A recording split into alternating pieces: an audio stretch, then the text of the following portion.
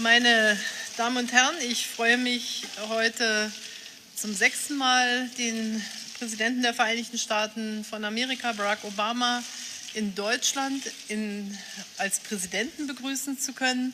Wenn wir uns noch einmal rückerinnern, nach dem Besuch hier als Kandidat für die Präsidentschaft in Berlin haben wir uns beim NATO-Gipfel in Baden-Baden, bei dem Besuch in Dresden und Buchenwald, bei der Rede am Brandenburger Tor, in Elmau beim G7-Gipfel, in diesem Frühjahr auf der Hannover Messe getroffen und heute hier im Kanzleramt.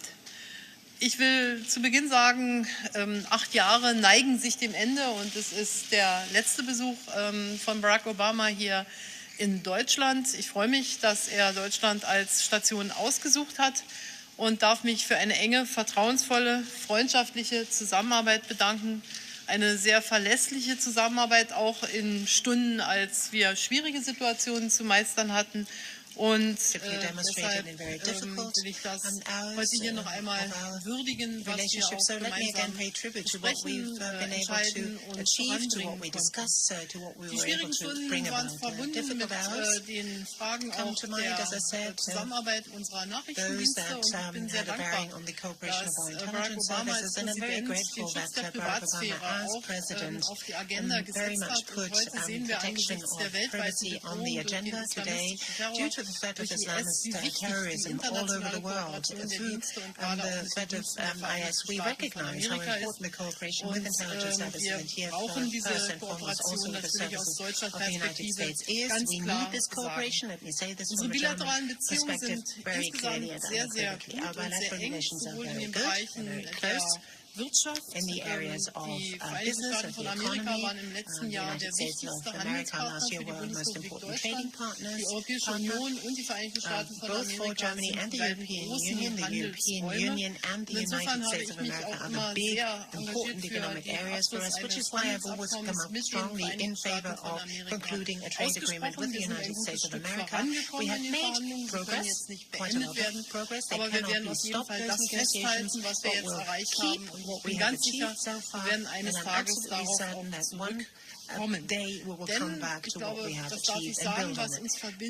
Because, that is my deep conviction, globalization, and I think we share this conviction, is that globalization needs to be shaped politically, it needs to be given a human face, but we cannot allow them to fall back into the globalization trap. So this conclusion of trade agreements that go beyond the scope of mere trade tariff agreements, customs agreements, are most important, and I'm very pleased that we were able to bring this to fruition between Canada and the EU. We've made great progress, particularly if we look at one of the great global issues, namely climate protection. The engagement of the current administration under the leadership of Barack Obama, this Paris Agreement would never have come about. There has been a change in the attitude in the United States towards that agreement, but there is also a better cooperation with China. So last year we were able to conclude a Paris climate agreement which will lead the way for the rest of the world, which is groundbreaking. And together with the Sustainable Development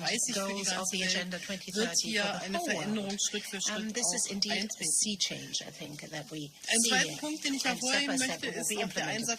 There's another point that I wanted to mention here, particularly the engagement and commitment to Africa.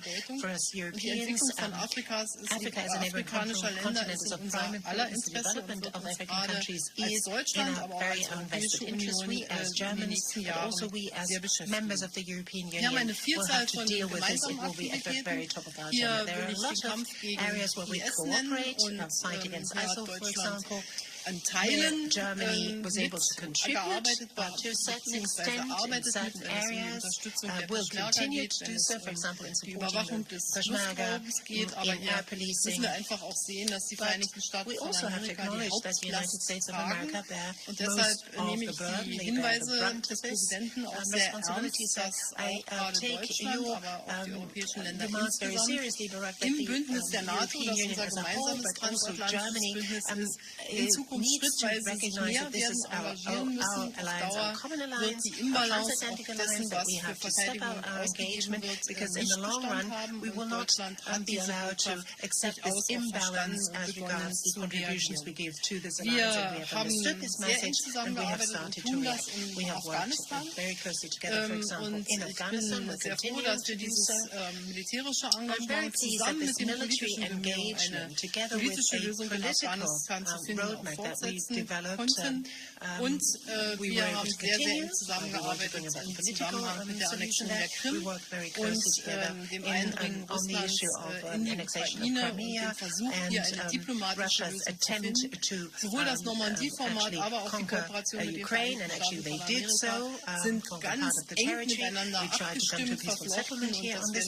So our interests are very much aligned. Our attempts at cooperation are very much aligned. We continue to build on what we've already achieved in these last months of the administration, and we will continue also with the new administration. This is the end of an 8-year cooperation that was very close indeed. From a German point of view, German-American, European-American relations are a pillar of our foreign policy.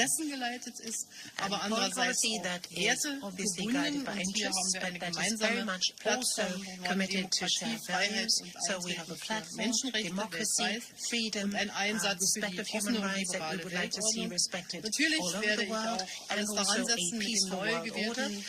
We have shared those values, we continue to share those values, and obviously we will continue to cooperate with the new administration. But today, I think a word of gratitude is at hand. Thank you very much for this very close, very intensive cooperation. Thank you so much. It's wonderful to be back in Berlin. This is my 6th visit to Germany. It will not be my last. I have somehow continued to miss Oktoberfest, so that's probably something that is better for me to do as a former president rather than as president. I'll have more fun. It's also wonderful to be back with my great friend and ally, Chancellor Merkel. As I reflect back over the last 8 years, I could not ask for a steadier or more reliable partner on the world stage, often through some very challenging times. So I want to thank you for your friendship, for your leadership, and your commitment to our alliance. And I want to thank the German people for the incredible partnership that our countries have been able to establish all these years. Last week marked the 27th anniversary of the fall of the Berlin Wall. The United States was proud to stand with the people of Germany as this nation and this continent reunited and rebuilt and reached for a better future.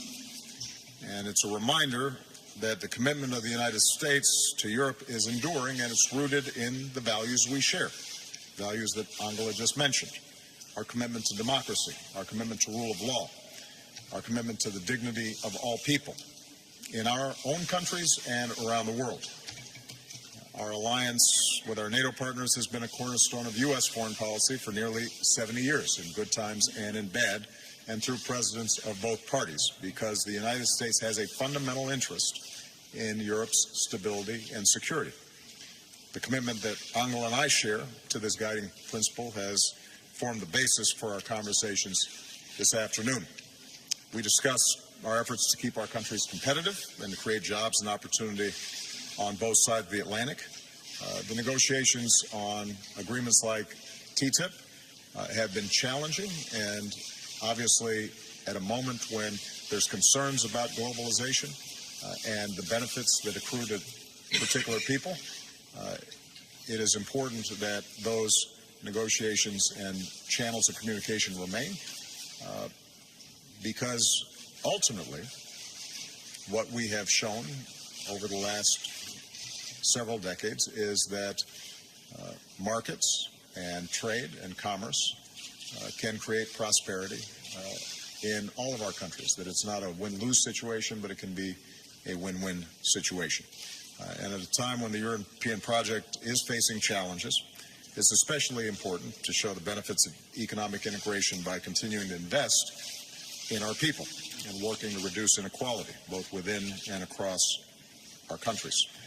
I reiterated our hope that negotiations over the United Kingdom's exit from the EU will be conducted in a smooth and orderly and transparent fashion and preserve as closely as possible the economic and political and security relationships between the UK and EU. And I continue to believe what I said in Hanover, that the EU remains one of the world's great political and economic achievements, and that those achievements should not be taken for granted, that they need to be nurtured and cultivated and protected and fought for, because the achievements that we've seen on this continent, in contrast to a divided Europe of the previous century, are ones that remind us of how important it is that we work together and that we are willing to uphold principles that have resulted in unprecedented prosperity and security throughout Europe and around the world. With the threat of climate change only becoming more urgent, Angela and I focused on the need for American and EU leadership to advance global cooperation. Both of our nations were proud to join the Paris Climate Agreement, which the world should work to implement quickly. Continued global leadership on climate, in addition to increasing private investment in clean energy, is going to be critical to meeting this growing threat. Of course, we discussed our commitment to meeting shared security challenges, from countering cyber threats to ensuring that Iran continues to live up to the terms of the Iran nuclear deal. I commended Angela for her leadership, along with President Hollande, in working to resolve the conflict in Ukraine. We continued to stand with the people of Ukraine and for the basic principle that nations have a right to determine their own destiny, and we discussed the importance of maintaining sanctions until Russia fully complies with the Minsk agreement. As part of the coalition against ISIL, we are putting that terrorist network under tremendous pressure. Here in Berlin this week, coalition members are meeting to ensure we remain unified and focused on our mission to destroy ISIL. We are very grateful for the vital contributions Germany has made to this fight, training local forces in Iraq, sharing intelligence, providing reconnaissance aircraft, including the recent deployment of additional NATO AWACS. And as Iraqi forces continue the liberation of Mosul, and I'm pleased that NATO will be meeting the commitment we made in Warsaw to begin training additional forces in Iraq, which started this January. We also continue to stand united with Germany and our NATO allies in our ongoing efforts to build peace and stability in Afghanistan. On Syria, it's clear that the indiscriminate attacks on civilians by the Assad regime and Russia will only worsen the humanitarian catastrophe, and that a negotiated end to the conflict is the only way to achieve lasting peace in Syria. Angela and I also agreed the need for a comprehensive and humane response to the devastating humanitarian crisis in Syria and for the influx of migrants and refugees from around the world. We need to build on the progress achieved at the UN Refugee Summit, which yielded new commitments from some 50 nations and organizations. The United States is doing our part by increasing the number of refugees we resettle, and I want again to commend Angela and, more importantly, the German people for the extraordinary leadership and compassion that you have shown in the face of what I know is a very difficult challenge. You are not alone in trying to deal with this challenge. This is not an issue that any one country should bear, but is in need of an international response. And I not only intend to make sure that we have put in place more robust support from the United States, but I'm hoping that that continues beyond my administration. On this final visit, I am reminded of the visit I made here before I became president. It was 8 years ago. I had no gray hair, but I believe today what I said then.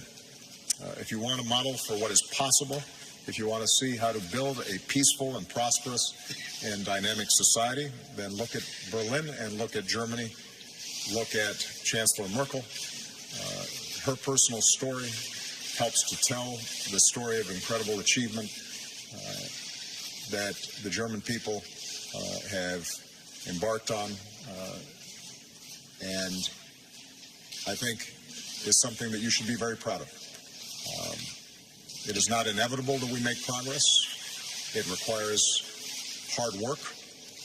Sometimes it may seem as if progress is stalled, but what the history of post-war Germany shows is that strength and determination and focus and adherence to the values that we care about will result in a better future for our children and our grandchildren. And on behalf of the American people, I want to thank the German people. I want to thank Chancellor Merkel for your deep friendship and your steadfast partnership.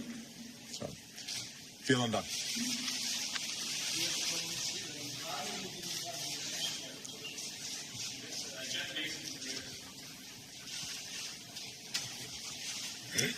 Thank you very much. Mr. President, you and the President-elect have very different views on Russia.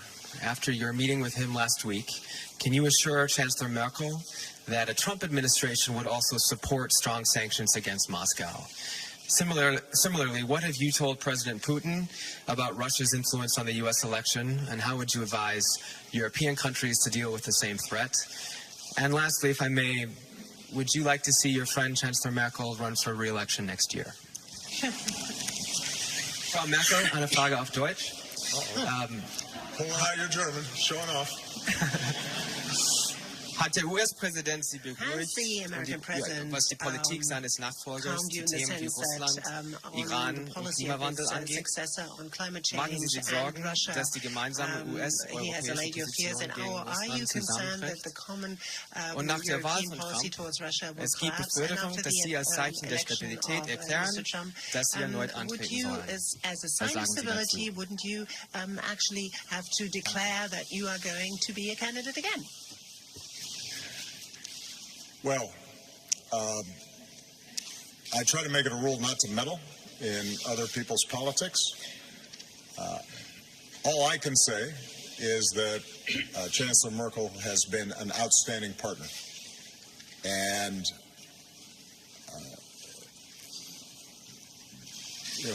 Chancellor Merkel is perhaps the only leader left among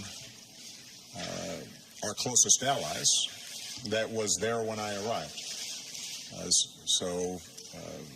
In some ways, we are now the veterans of many challenges over the last 8 years.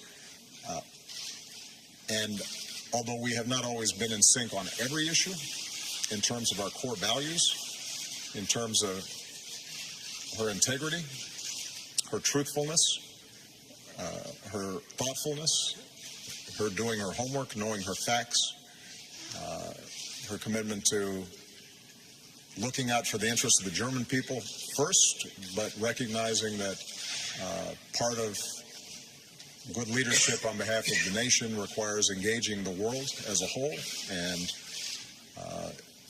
participating effectively in multilateral institutions. I think she's been outstanding. So it's up to her whether she wants to stand again, and then ultimately it will be up to the German people to decide what the future holds. If I were here and I were German and I had a vote, I might support her. But I don't know whether that hurts or helps. With respect to Russia, my principal approach to Russia has been constant since I first came into office. Russia is an important country. It is a military superpower. It has influence in the region, and it has influence around the world. And in order for us to solve many big problems around the world, it is in our interest to work with Russia and obtain their cooperation. I think we should all hope for a Russia that is successful, where its people are employed and the economy is growing and they are having good relationships with their neighbors and participating constructively on big issues like climate change. So I've sought a constructive relationship with Russia, but what I have also been is realistic in recognizing that there is some significant differences in how Russia views the world and how we view the world. The values that we talked about, the values of democracy and free speech and international norms and rule of law, respecting the ability of other countries to determine their own destiny and preserve their sovereignty and territorial integrity. Those things are not something that we can set aside. And so on issues like Ukraine, on issues like Syria, we've had very significant differences. And my hope is that the president-elect coming in takes a similarly constructive approach, finding areas where we can cooperate with Russia, where our values and interests align, but that the president-elect also is willing to stand up to Russia where they are deviating from our values and international norms. And I don't expect that the president-elect will follow exactly our blueprint or our approach. But my hope is that he does not simply take a realpolitik approach and suggest that, if we just cut some deals with Russia, even if it hurts people or even if it violates international norms or even if it leaves smaller countries vulnerable or creates long-term problems in regions like Syria, that we just do whatever's convenient at the time. And that will be something that I think we'll learn more about as the president-elect puts his team together. I am encouraged by the president-elect's insistence that NATO is a commitment that does not change, and his full commitment to NATO as the foundation for our international security, I think, is very important. And finally, in terms of my conversations with President Putin, these are conversations that took place before the election. As I indicated, there has been very clear proof that they have engaged in cyber attacks. This isn't new. It's not unique to Russia. There are a number of states where we've seen low-level cyber attacks and industrial espionage and other behavior that we think should be out of bounds. And I delivered a clear and forceful message that although we recognize Russia's intelligence gathering will sometimes take place even if we don't like it, there's a difference between that and them either meddling with elections or going after private organizations or commercial entities, and that we're monitoring it carefully, and we will respond appropriately if and when we see this happening. I do think that this whole area of cyber is something that at an international level we have to work on and develop frameworks and international norms so that we don't see a cyber arms race.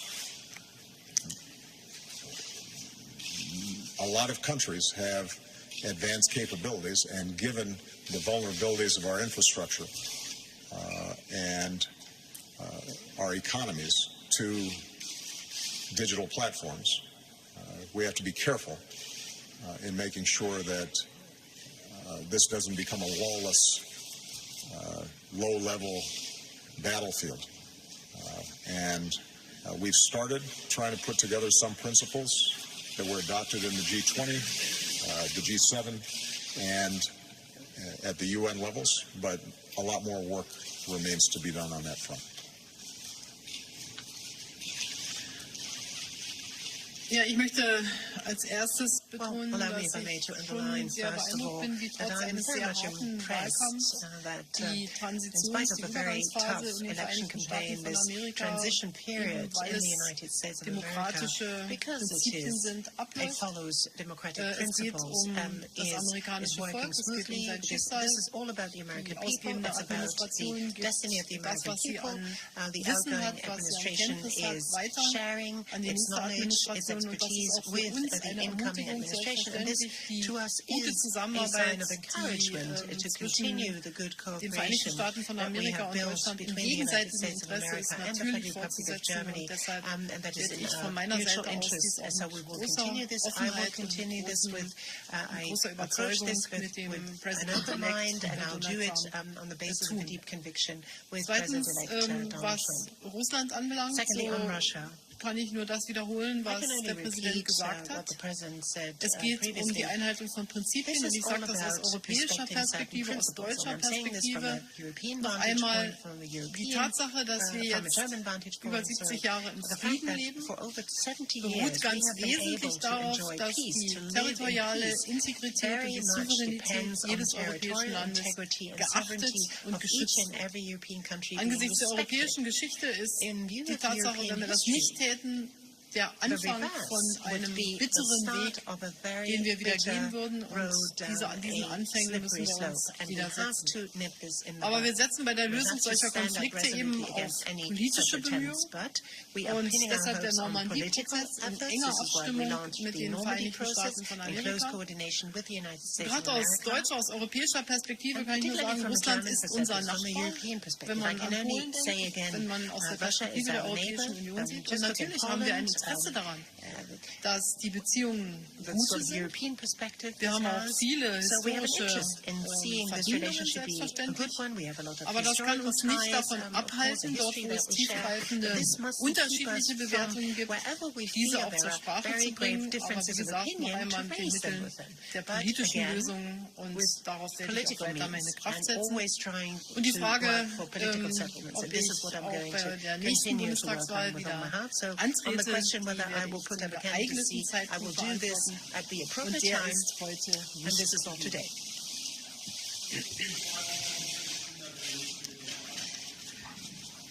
Deutsche Presseagentur Christina Dunz. Herr Präsident, Ihr Land ist gespalten. Waren Sie als erster schwarzer Präsident, der so vieles so anders gemacht hat und so große Hoffnungen in der Welt geweckt hat, für viele Amerikaner eine Überforderung? Und inwiefern befürchten Sie, dass Ihr Nachfolger jetzt eine militärische Bedrohung für die Welt werden könnte, weil er ja auch Zugriff auf Atomwaffen hat, die unter anderem in Deutschland lagern? Und Frau Bundeskanzlerin, nach der Wahl von Donald Trump werden Sie Deutschland eigenständiger machen wollen, mehr lösen von Amerika? Und wie wollen Sie verhindern, dass diese Populismuswelle aus Europa und Amerika mit voller Wucht nach Deutschland schlägt? Und eine persönliche Frage an Sie, an Ihr Gefühl. Herr Präsident Obama hat Sie als eine so herausragende Politikerin dargestellt, und Sie sind eher immer etwas nüchtern in der Beschreibung Ihres Partners. Wie schwer fällt Ihnen der Abschied heute? How difficult is it for you to take leave today of your partner?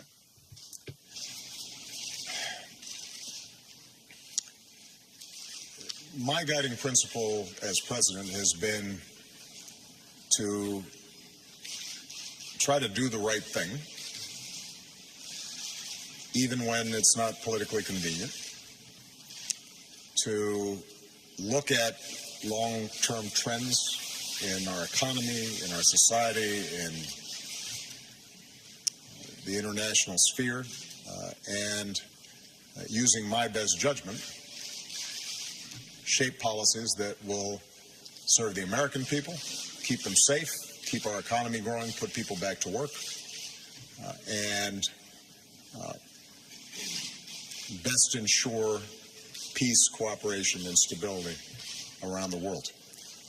And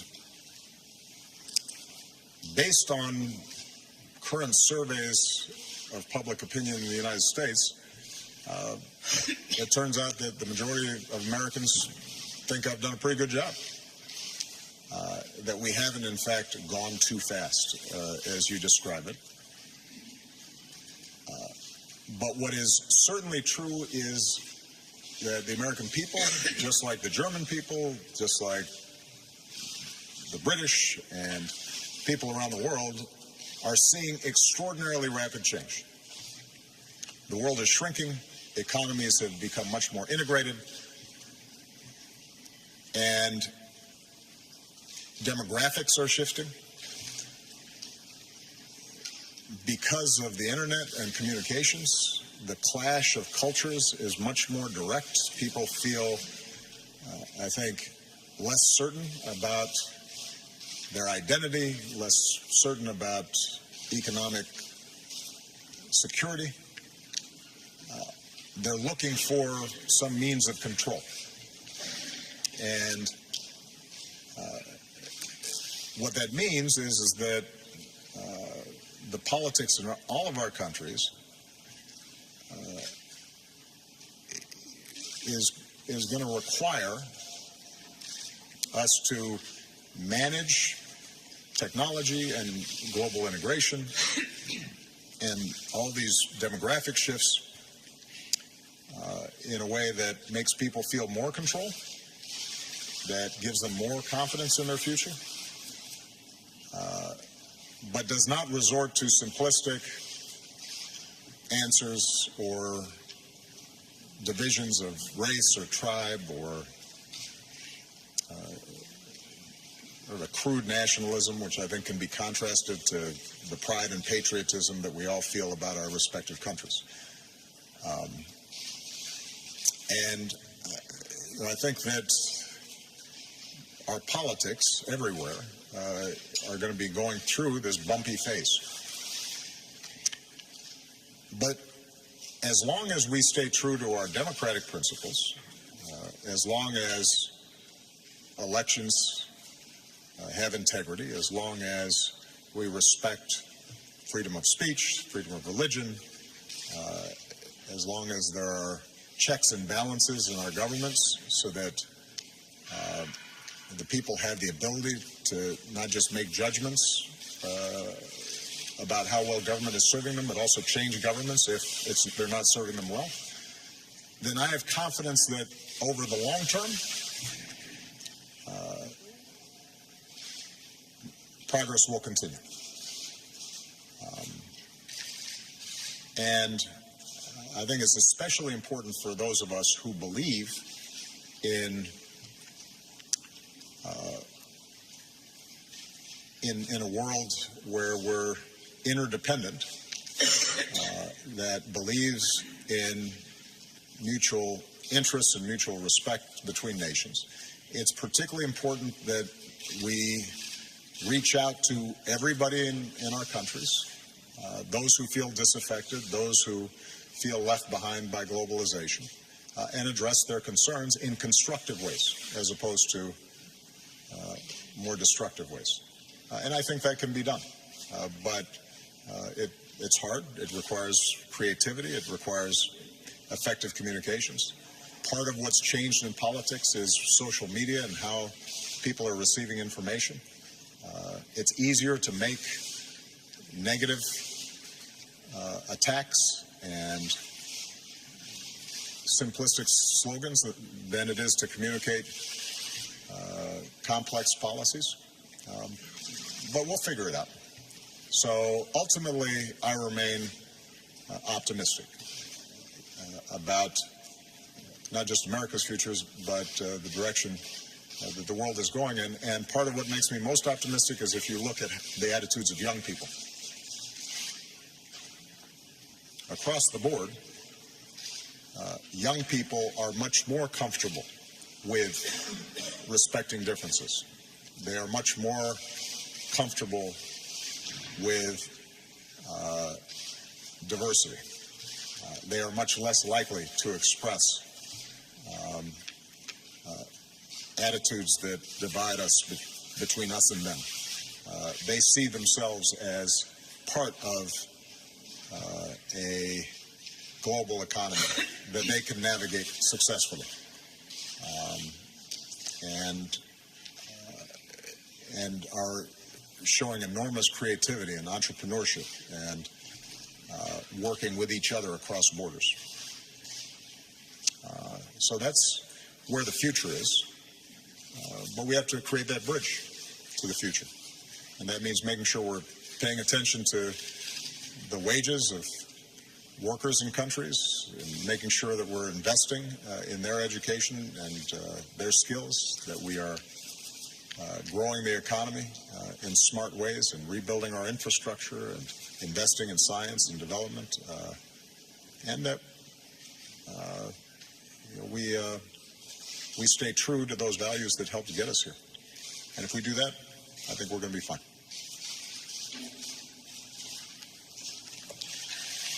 Ja, erstens zu der Frage on the der issue Eigenständigkeit. first Deutschland hat independence of nach Germany. der Zeit des Nationalsozialismus gerade auch von den Vereinigten Staaten von Amerika unglaublich viel Hilfe bekommen. Die Tatsache, dass die deutsche Einheit hat stattfinden können, ist unter anderem ganz besonders auch den Vereinigten Staaten von Amerika zu verdanken.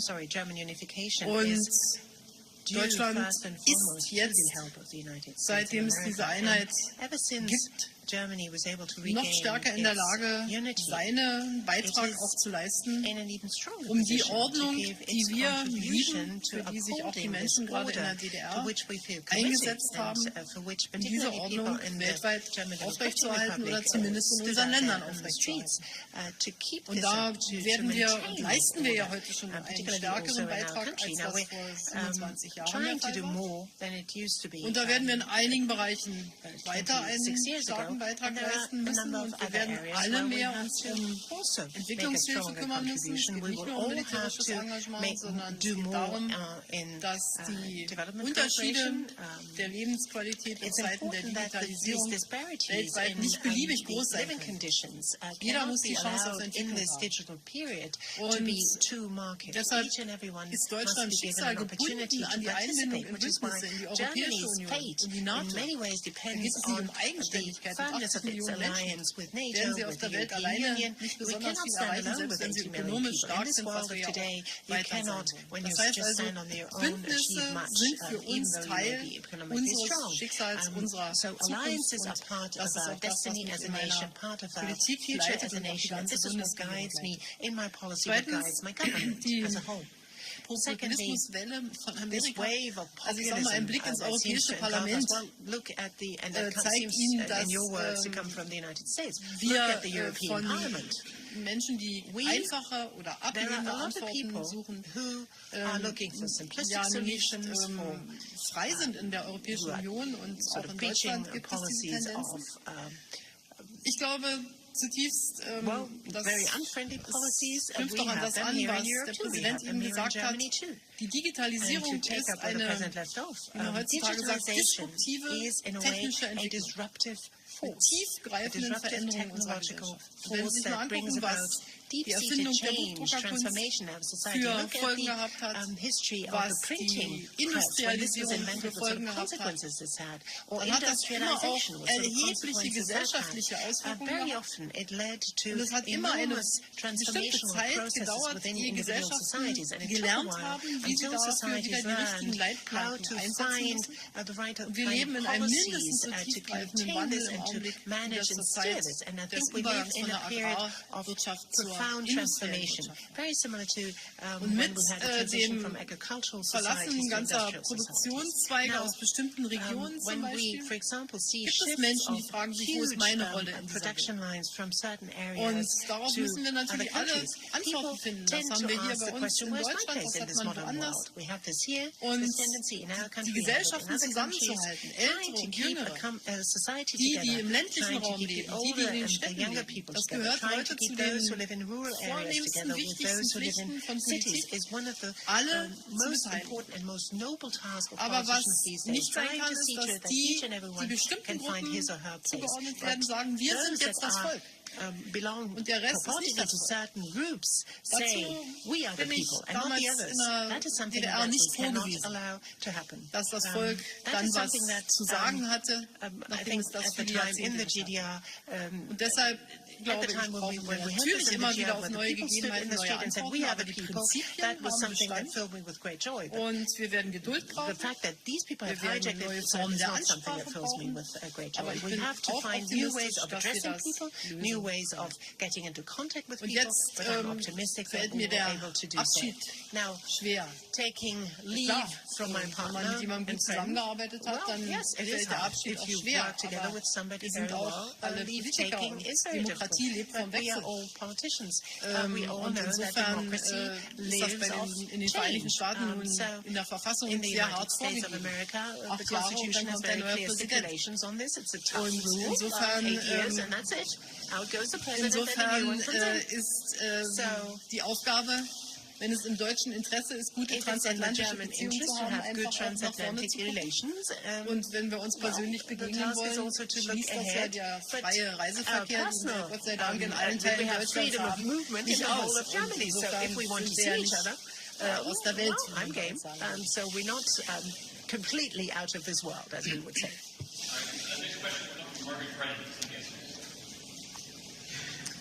Thank you very much, Mr. President.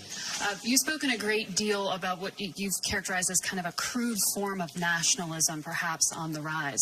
I'm wondering if you would advise some of those protesters at home to stop demonstrating against some of the charged rhetoric that has been used by Donald Trump. And I'm wondering as well if you've advised your successor to be extra mindful of what you see as some very worrisome trends, particularly when it comes to making his own potentially powerful staff picks. Lastly, sir, in these final weeks of your presidency, do you believe you have any leverage to stop Bashar al-Assad and Vladimir Putin from continuing to bomb Aleppo?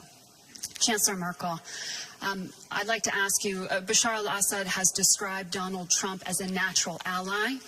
Your own foreign minister has described Donald Trump as a preacher of hate. I'm wondering, would you tell Americans that they now have a perception problem?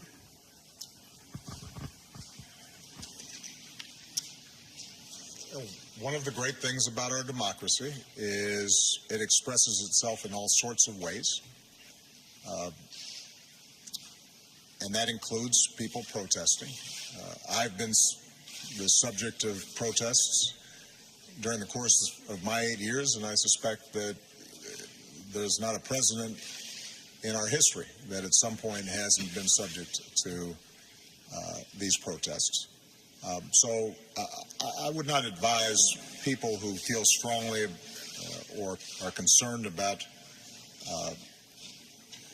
some of the issues that have been raised during the course of the campaign. I wouldn't advise them to be silent. What I would advise, what I advised before the election and what I will continue to advise after the election, is that elections matter, voting matters, organizing matters, being informed on the issues matter. And what I consistently say to young people, I say it in the United States, but I'll say it here in Germany and across Europe. Do not take for granted our systems of government and our way of life. I think there is a tendency, because we have lived in an era that has been largely stable and peaceful, at least in advanced countries, where living standards have generally gone up.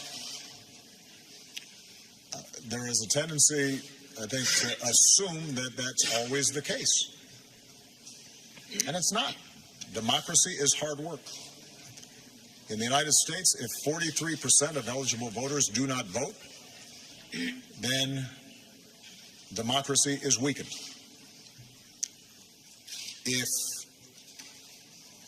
we are not serious about facts and what's true and what's not. And particularly in an age of social media where so many people are getting their information in sound bites and snippets off their phones. If we can't discriminate between serious arguments and propaganda, then we have problems. If people, whether they are conservative or liberal, left or right, are unwilling to compromise and engage in the democratic process and are taking absolutist views and demonizing opponents, then democracy will break down. And so I think my most important advice is to understand what are the foundations of a healthy democracy and how we have to engage in citizenship continuously, not just when something upsets us, not just when there's an election or when an issue pops up for a few weeks. It's hard work. And the good news is I think there are a lot of young people, certainly who were involved in my campaigns, and I think continue to be involved in work, not just politically, but through nonprofits and other organizations that can carry this hard work of democracy forward. But I do think sometimes there's complacency. Here in Europe, I think that there are a lot of young people who forget the issues that were at stake during the Cold War, who forget what it meant to have a wall. And I'll be honest, there have been times when I listen to the rhetoric in Europe where an easy equivalence somehow between the United States and Russia and between how our governments operate versus other governments operate, where those distinctions aren't made. I've said many times around the world that like any government, like any country, like any set of human institutions, we have our flaws. We've operated imperfectly. There are times when we've made mistakes. There are times where I've made mistakes or our administration hasn't always aligned ourselves with the values that we need to align ourselves with. It's a work of constant improvement. But I can say to the German people that the United States has been good for Germany, has looked out for Germany, has provided security for Germany, has helped to rebuild Germany and unify Germany. And I can say across Europe that many principles that have been taken for granted here around free speech and around civil liberties and an independent judiciary and fighting corruption. Those are principles that, not perfectly, but generally we have tried to apply not just in our own country, but also with respect to our foreign policy. And that should be remembered, because at an age where there's so much active misinformation, and it's packaged very well, and it looks the same when you see it on a Facebook page or you turn on your television, where some over zealousness on the part of a U.S. official is equated with constant and severe repression elsewhere. If everything seems to be the same and no distinctions are made, then we won't know what to protect. We won't know what to fight for. And we can lose so much of what we've gained in terms of the kind of democratic freedoms and market-based economies and prosperity that we've come to take for granted. That was a long answer, wasn't it? I don't remember if there was a second part to it. I got all caught up in that one.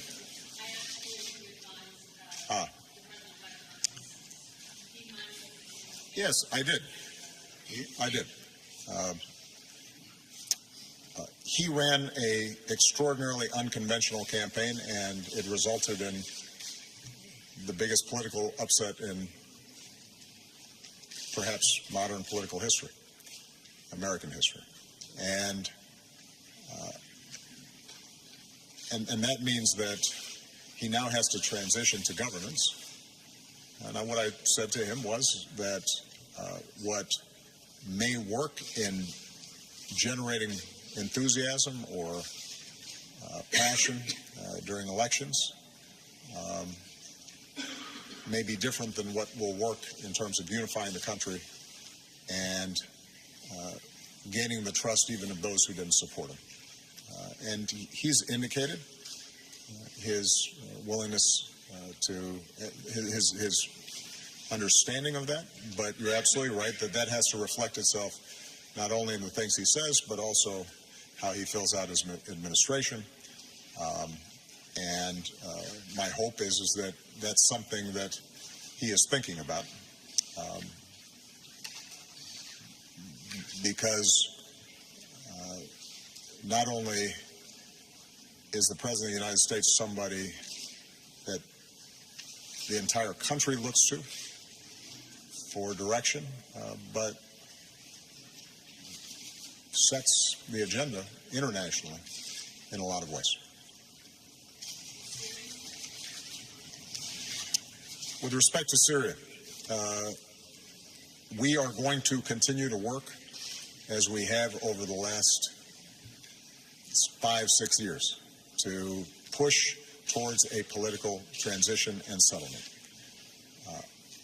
It would be naive of me to suggest that with Russia committed militarily as it is to supporting what in many cases are barbarous tactics by the Assad regime to crush the opposition, the sort of indiscriminate bombing that we've been seeing, not just in Aleppo, but in many parts of the country over the last several years, it would be naive of me to suggest that there's going to be a sudden 180-degree turn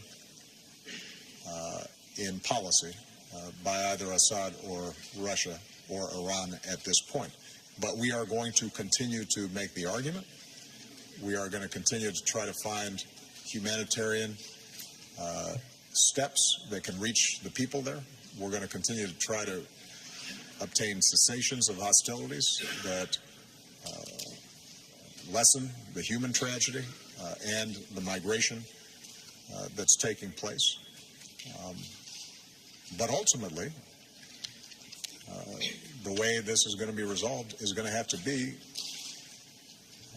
a recognition by Russia and a willingness to pressure Assad that a lasting, durable peace with a functioning country requires the consent of people. You cannot purchase people's consent through killing them. They haven't made that transition yet, but we're going to keep on trying. Ja, ich kann, glaube ich, für die ganze I think I can speak, Ich kann für die ganze Bundesregierung sagen, dass wir uns jetzt nicht mehr in der Phase des Wahlkampfs befinden in den Vereinigten Staaten von Amerika, sondern in der Phase nach dem Wahlkampf. Es gibt ein Interesse der Bundesrepublik Deutschland, mit den Vereinigten Staaten von Amerika gut zusammenzuarbeiten. Das gilt für jeden Präsidenten auf der Basis unserer Werte, von denen ich glaube, dass sie gemeinsame Werte sein sollen. Und was Assad anbelangt, so kann ich nur sagen, Assad als Präsident hat aktiv seine eigene Bevölkerung mit Fassbomben in schrecklichster Weise bombardiert. Er hat, wenn man sich Aleppo anguckt, unendliches menschliches Leid zu verantworten. Und wenn Sie einmal mit den vielen syrischen Flüchtlingen, die hier auch in Deutschland sind, sprechen, dann werden sie das Ihnen berichten können. Die allermeisten sind vor Assad geflohen und noch nicht einmal vor dem IS. Und deshalb ist Assad aus meinem Blickwinkel kein Verbündeter.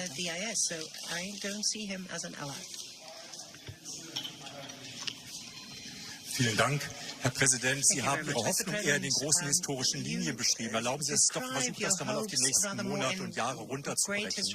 Die Ernennung von Stephen Bannon zum Chefberater, das Treffen mit Farage, der Rückzug prominenter Republikaner aus dem Transition Team. Was konkret lässt Sie hoffen, dass der Präsident-elekt doch noch ein berechenbarer, ein verlässlicher Präsident und Partner Europas und der Welt werden wird? Die Bundeskanzlerin, wenn Sie lesen, dass Sie als die letzte Führerin der freien Welt beschrieben werden, wenn Sie die Laudatio des Präsidenten hier hören, ist das nicht mit Erwartungen verbunden, die letztlich nur zu Überforderungen führen können, zu Enttäuschung führen können, weil weder Sie noch Deutschland das einlösen können, was da offensichtlich projiziert wird an Erwartungen.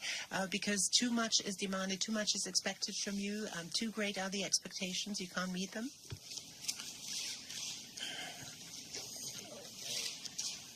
I'm always optimistic.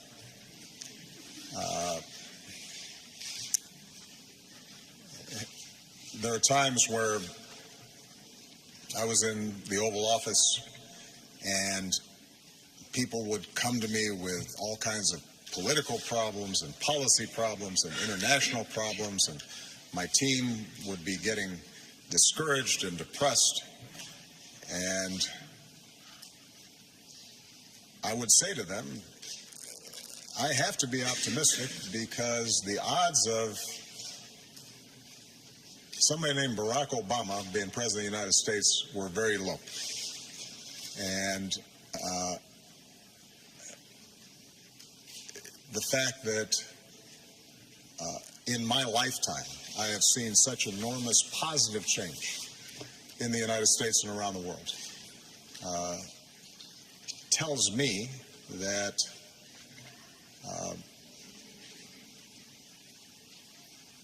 that although history does not travel in a straight line, it moves in the direction of justice and freedom and a better life for people.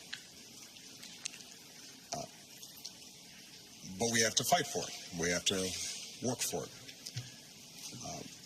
What makes me cautiously optimistic about my successor and the shift from campaign mode to governance is there's something about the solemn responsibilities of that office, the extraordinary demands that are placed on the United States, not just by its own people, but by people around the world, that forces you to focus, that demands seriousness. And if you're not serious about the job, then you probably won't be there very long, because it will expose problems. Even when you're doing a good job, even when you are attentive, there's so many things that come across your desk that people are going to question you, and you're going to have opponents and you're going to have critics. And you figure that out pretty fast when you're sitting there. And I think the president-elect is going to see fairly quickly that the demands and responsibilities of a U.S. president are not ones that you can treat casually. And that in a big, complex, diverse country, the only way that you can be successful is by listening and reaching out and working with a wide variety of people. And so it is my hope that that is what will happen, and I'm going to do everything I can over the next 2 months to help assure that that happens. It is absolutely true that Chancellor Merkel is going to have significant responsibilities, has had extraordinary burdens that she's had to carry. If she chooses to continue, you're right, she will have big burdens. I wish I could be there to lighten her load somewhat, but she's tough. And I know what it means to carry burdens, because the fact of the matter is that if there are problems around the world, the first question people ask is, why isn't Washington doing something about it? This is why it's so important not to discount or take for granted the importance of the transatlantic alliance. And this is probably the best place for me to end. In international fora, in G20s, in G7s, in the United Nations, the United States and Germany are not always perfectly aligned. America and Europe are not always perfectly aligned.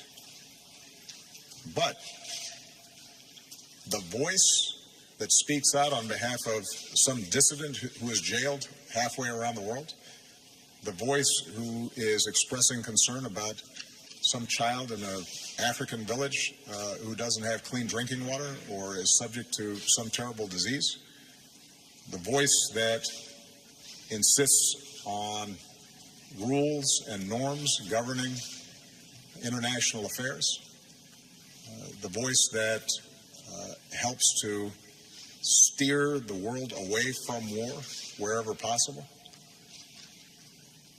That's our voice, more often than not. And we're not always successful. But if that voice is absent, or if that voice is divided,